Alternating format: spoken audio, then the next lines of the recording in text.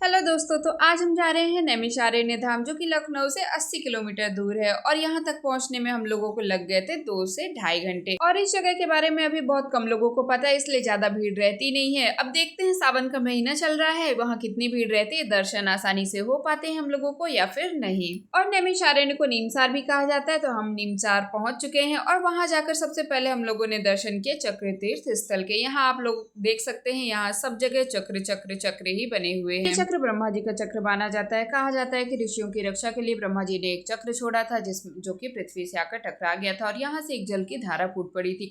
और ये भी मान्यता है कि यहाँ का पानी कभी भी नहीं सूखता है। यहाँ स्नान करने से सारे पाप नष्ट हो जाते हैं। और ये भी कहा जाता है कि जो व्यक्ति चार धाम की यात्रा करने में असमर्थ है, हाथ पैर जिनके नहीं चल रहे हैं, वो यहाँ आकर स्नान कर ले, यहाँ की परिक्रमा कर ले या फिर यहाँ बस आकर दर्शन कर ले, उसे उतना ही पुण्य मिलेगा जितना चार धाम की यात्रा करने पे मिलता है।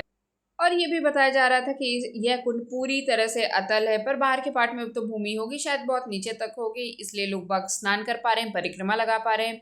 तो ये रही चक्र तीर्थ कुंड की कहानी। अब ले चलते हैं हम आप लोगों को ललिता देवी जी के मंदिर, जो कि 52 शक्तिपीठ में से एक शक्तिपीठ यहाँ भी है।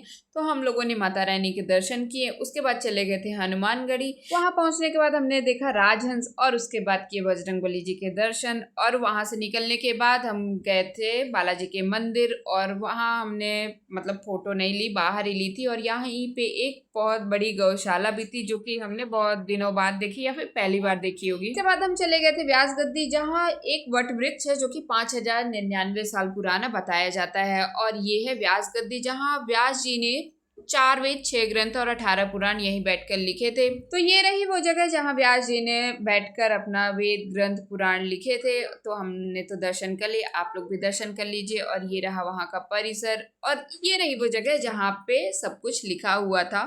और इस जगह के बारे में अभी बहुत कम लोगों को पता है, इसलिए हमने सोचा एक वीडियो बना देते हैं छोटा सा, ताकि जहाँ जहाँ तक पहुँच सके वहाँ के लोग आ सके, यहाँ दर्शन कर ले, यहाँ की महत्ता समझे।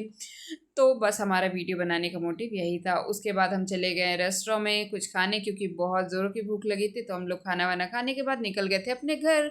बताना हमारा व्लॉग कैसा लगा कमेंट में। सो यार that's it, okay bye, good night, मिलते हैं कल।